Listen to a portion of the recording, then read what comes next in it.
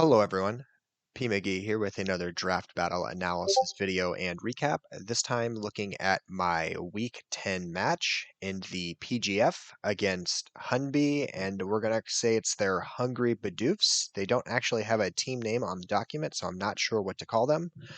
As it stands, I am 8-1 in this league. As you may recall, in the last video in this series, I was at 7-1 after my win. There was unfortunately not a week 9 battle for me. My opponent had vanished from the league, and so I was provided a forfeit win, which just guaranteed me a playoff spot, but I was already in a pretty good spot overall. So there is no video to be associated with a forfeit, so that's why we are skipping into week number 10.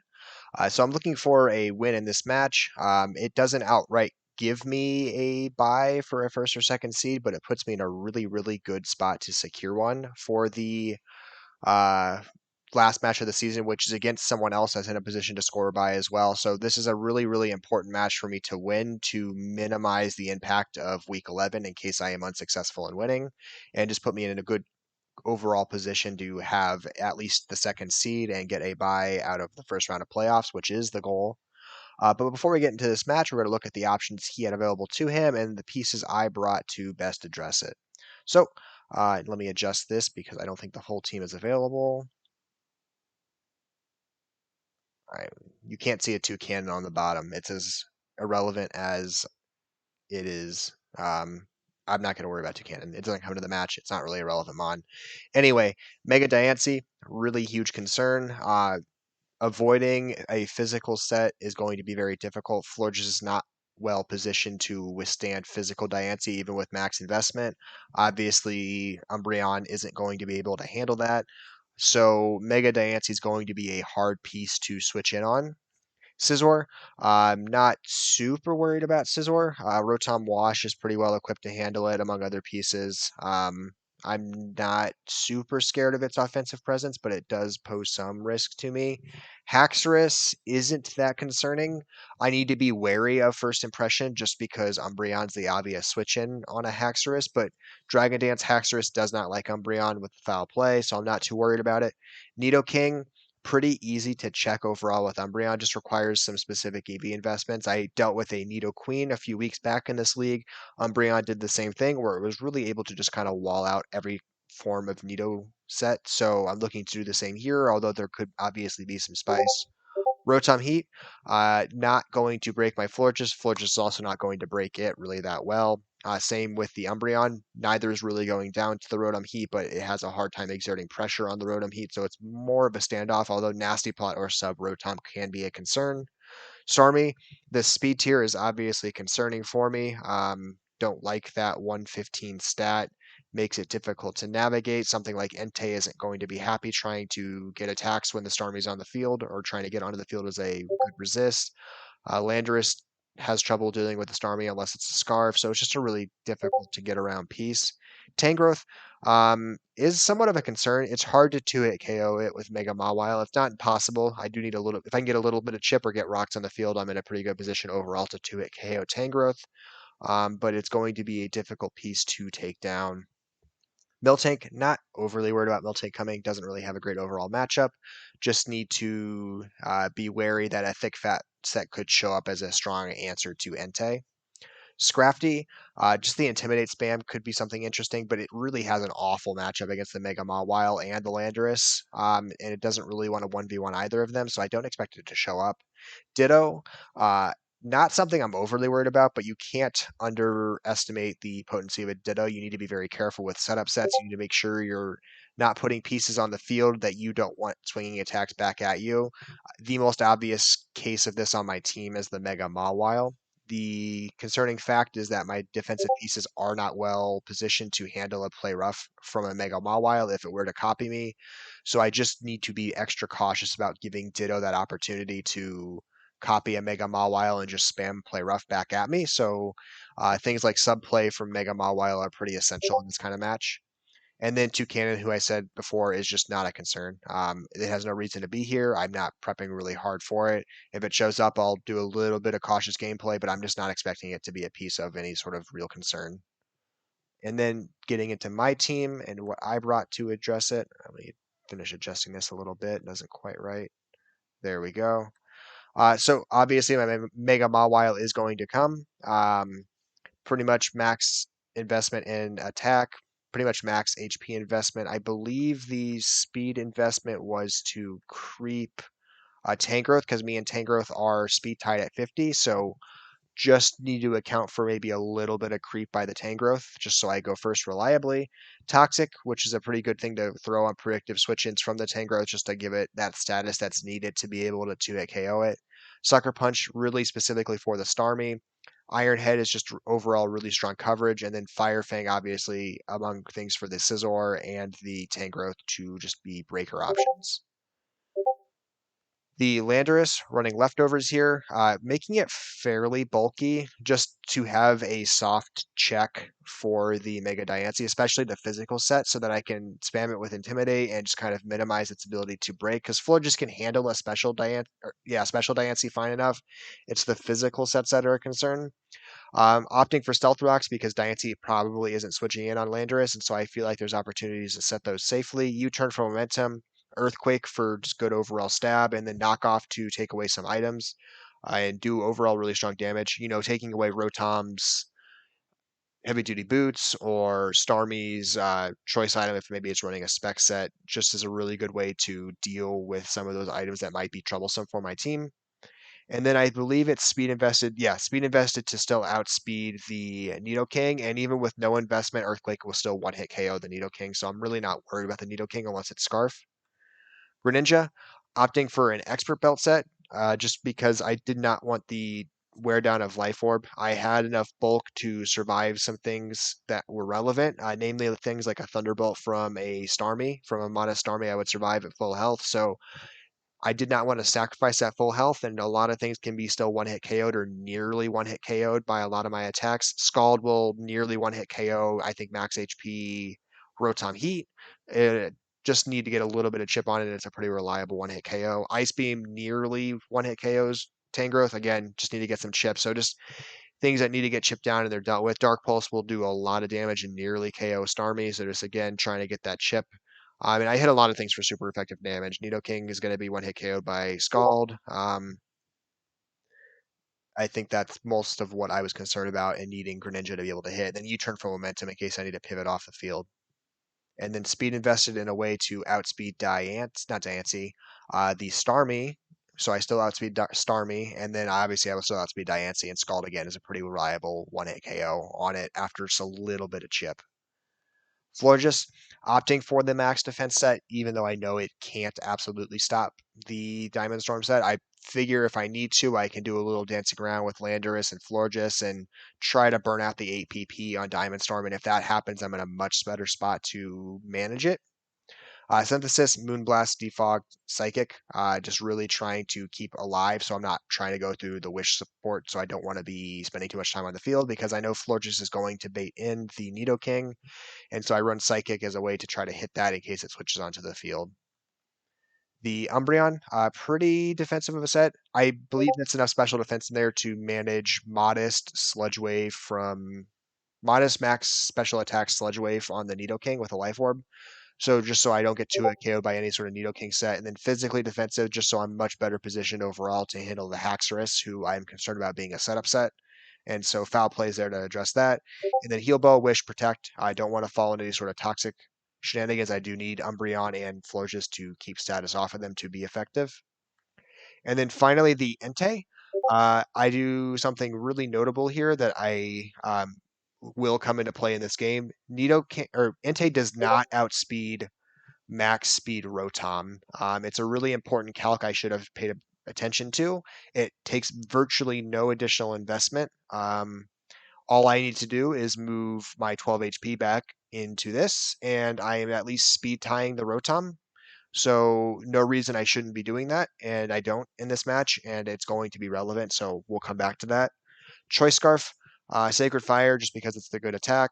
Iron Head for things like specifically the Mega Diancie. Crunch to help deal with the Starmie, and then Stone Edge for the Rotom Heat. And then pretty much max attack, and then should have been max speed, not quite. I do outspeed the Nidoking, which is with the calc I ran, but I'm not outspeeding the Rotom, which is obviously a concern. So we're going to get into this match. I'll play it at regular speed for now, and we'll stop and talk about it as necessary. So the Starmie is led. I lead with Greninja. The Starmie lead suggests to me that this is probably a Scarf Starmie, and so I'm going to be extra cautious about it. Like I said earlier, I'm in a position to survive one Thunderbolt, but I don't want to take any early chances in this game, so I need to be extra cautious around it. I'm at a hard switch on the expectation that it is that. It attacks.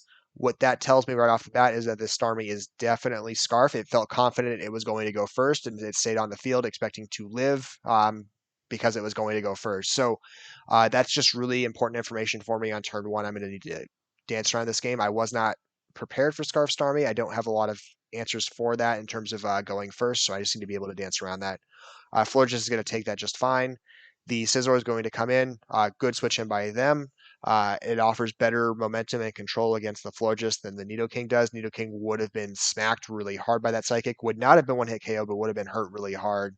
So the Florges is unfortunately going to be pressured out by this Scizor. The Entei is going to be a safe switch in on this Scizor, more or less. I'm not too worried about knockoff. I expected it to pivot.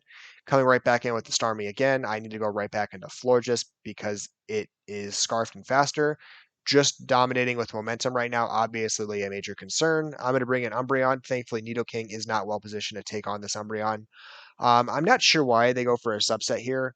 As I talked about before, Nidoking just can't break Umbreon. There is a Focus Blast option it could run. Obviously, that could break Umbreon. There's a lot of RNG at play with a set like that, so it's a decent risk, high reward kind of option. I think that's what they should have gone for. It's not what they're running here. So I'm in position to just continue to wish support and get my health back. 45 seems to be the high roll percentage, more or less. I'm going to protect, get my health back. They're going to predictive sub here, which is the smart call by them. I'm going to click, I believe, not protect, click wish again on this turn to get health back. I'm going to take a risk that 49% doesn't kill me. It doesn't. I'm going to get a foul play here, which reliably breaks the sub. So I'm in a good spot overall. I believe I'm going to wish again here because I'm just going to keep getting my health up. There's really no risk 1v1ing this Nidoking. I'm not at risk of being hit by any sort of toxic. I can't be, or I can be toxic if it was running toxic, but it hasn't shown that. Sludge Wave itself cannot inflict any sort of status on me, so I just need to be wary of crits and try to stay out of that range as best as possible, and I'll be fine. I'm going to wish on this turn predictively so that I can attack next turn and be in a better position overall. Break the sub on this turn. And then I think I'm going to wish support to just try to get my health maximized before I go for the KO on the Nidoking. Actually, I think it might sub again soon. But the issue here is I need to make sure my health is as good as possible just so I don't have Umbreon weak in this game. Umbreon's going to be a solid answer to Starmie, and so I don't want to have Umbreon be fragile. And then I'm going to get a wish in here, and then I'm going to go for the foul play kill at this point. But it subs again. Smart play. Puts it down to 1%. I'm going to, I believe, just foul play here and get the KO. Yeah. So I get back to 68%. Pretty solid spot. Only lost 32% to push through it. I'm going to bring Florges in here to scout the Diancie set. Moonblast, actually pretty ideal for me. It gives me a good opportunity to handle that. I'm going to stay in on a risk. So obviously there was a risk I get KO'd there, but there just wasn't a strong switch in. I could go into Mawile, but I'm not Mega'd yet, and my special defense stat gets pretty boosted up from the Mega, so I want to get that Mega off before I'm taking any singular hit from Diancie. And so I really just need to bank on Florges surviving that attack, because if it predictably goes for, say, Power Gem there, then my Entei gets obliterated. And so I just wasn't in a good predict spot, and I had control of this game. And Florges doesn't have a ton of utility left, so I just was willing to sack it if it meant having control in the game. So I survived that. It goes for Meteor Beam. Actually, really, really horrifying. I don't have a switch in for that. My special attack is down. So not an ideal position. I'm going to be KO'd by Moonblast now. Really spicy bring. Really threw me off guard. Greninja comes in. Greninja's just well positioned to handle that. Scald on the Starmie because I needed to address what was on the field. I couldn't be playing any games about what might switch in. Starmie gets the critical hit here. absolutely huge. A really frustrating critical hit because it was down from the Intimidate. And so Flip Turn not only ignores that, but it gets a 50% boost. So this turned from like a 20 to 25% move into a 53% move. Really brutal, really mitigates Landorus's ability to be effective in this match. I'm going to go for rocks here to just help get some chip on things, help me be in a better position to address this Tangrowth when it hits the field eventually. I'm going to lose Landorus here. Not much I could have done about that. I was at risk of a power gem, so I couldn't switch out into Entei. They stay in with it here. I don't actually think that was a good call. I thought they were better off sacking something else, but I guess they were okay being gone with their Diancie. I just didn't see the value in that. Obviously, the Starmie wants to stay alive because Starmie's in a really good spot to handle things. I just don't see a lot of value in preserving this Tangrowth. I have the Entei, which is going to blast through it. Greninja, he should expect to have a coverage move for the Tangrowth when I do with the Ice Beam. And then the same with the Mawile with either like a Toxic or a Fire Fang, in which case I have both. So I just did not see the Tangrowth having enormous value in this game, whereas Diancie just causes a lot of pressure when it hits the field. And if my Entei is choice locked into a fire move or my Umbreon's on the field, then it just gets a free attack. And so I just didn't see the value in sacking that. Really fortunate for me. So I'll take that. Rotom hits the field, and I just click Scald here. So Rotom is going to be confidently faster. I'm going to assume that is a Scarf Rotom that's hit the field just because of that decision that was made to send it on the field when Starmie could have done the same thing. And so my assumption is that it is a Scarf Rotom. It takes the rocks damage, which confirms it's not boots. So all of that to say I'm going to hard switch into Umbreon here because that's the far safer call than staying on the field. And then the Scizor is going to come out. I believe I'm going to protect here just to get a little bit of extra health back because I need to get some health back. It's going to be a Defog Scizor. Really good for my Umbreon to get healthy and switch into the Entei safely. I'm going to accept I'm going to lose rocks. Not much I can do about that. The Rotom Heat's going to hit the field. I accurately call that, which is frustrating. I'm pretty confident Stone Edge would have done enough damage to KO this Rotom. So I get the call right, just don't get the damage output. Really unfortunate for Entei. So I'm going to have to stay in because I don't really have a great switch in on Volt Switch. I'm going to Stone Edge right here because that's the safe call to make. And then I believe I'm going to go to the Mawile just because if it's going to click Earthquake, it's going to get affected by the Intimidate. So I was going to be able to position to survive that and just inflict damage back, and I do. So I'm going to Mega Evolve. I'm going to Iron Head here. Really fortunate for the not only the flinch, but that it's also not a Rocky Helmet set. I really expected Rocky Helmet to be here, so the fact that it's not is really helpful for me. Scizor is going to come back. I'm going to predictively call not only the switch in, but that Scizor was going to be that. Nothing was really well positioned to come in an Iron Head. You know, Starmie doesn't want the chip. Starmie's also going to assume I have Flip Turn, not Flip Turn, Sucker Punch. So Starmie's not a good switch in. Rotom can't really take an Iron Head plus a Sucker Punch. So really his only hope was either keep Tangrowth on the field or switch into Scizor. I think he should have kept Tangrowth on the field. Again, Tangrowth doesn't have a lot of value, I think, in this match.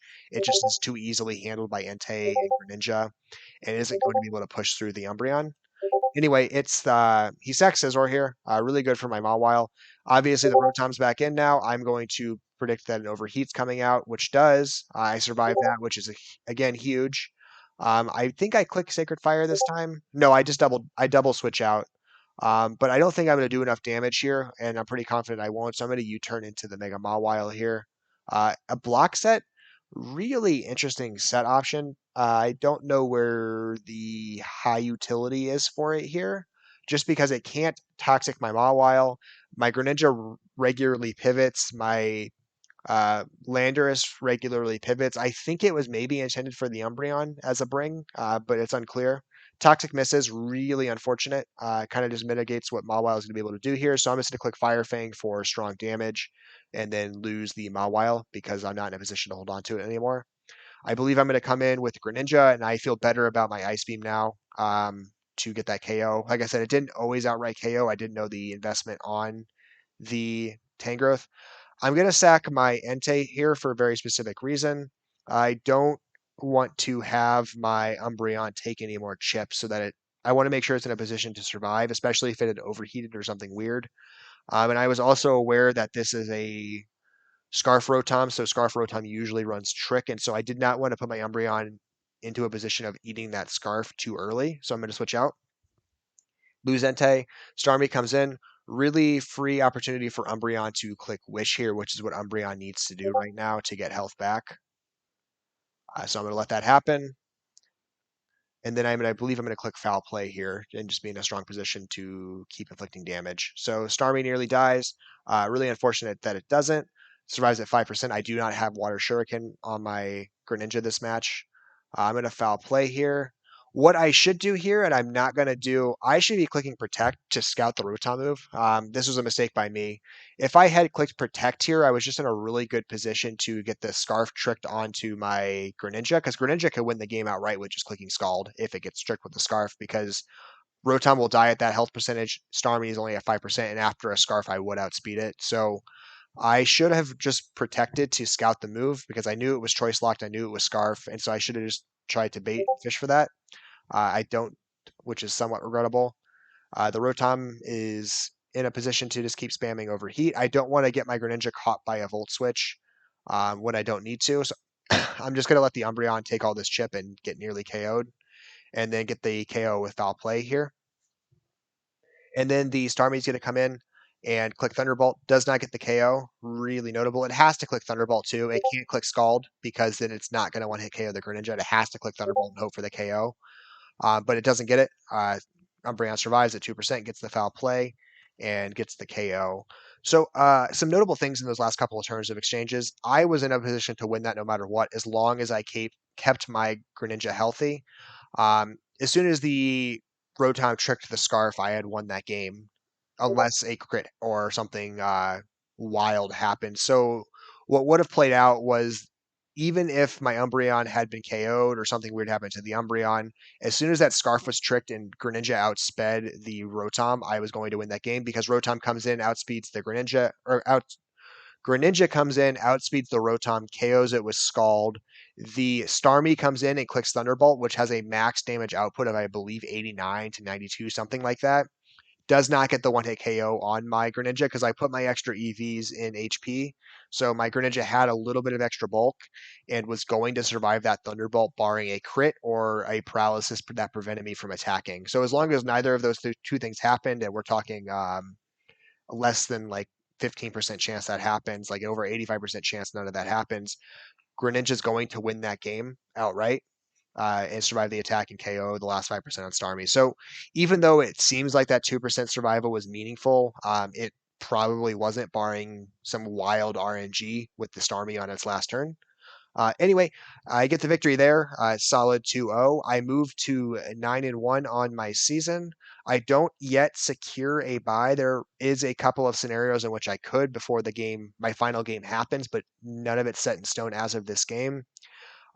If I get a win next week, I'm guaranteed the #1 overall seed, which is pretty exciting. Having started this season 0-1, -4 differential, to be able to be in a position to secure the #1 seed is very exciting. So I look to do that in my final match of the season against an opponent who has also been at the top of the leaderboard the whole time. So I'm not expecting an easy match, but it's going to be a really crucial one to win, just to give myself a little bit of a buffer in playoffs. Every game you can avoid not having to play in playoffs is just helpful for your overall odds at winning a tournament, just because a lot can happen in playoffs, as I have experienced a lot in my seasons, a lot of exits in the semifinals. So the goal is to minimize my chances to lose and then put me in the best position possible to win. So I will be fighting pretty hard for that final matchup, and stay tuned for it.